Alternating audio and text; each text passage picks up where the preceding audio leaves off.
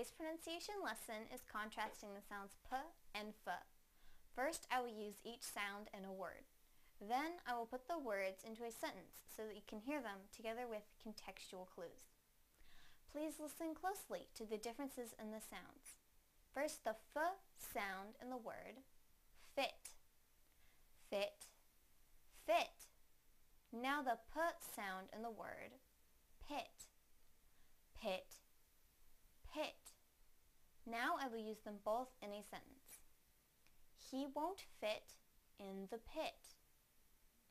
He won't fit in the pit. He won't fit in the pit.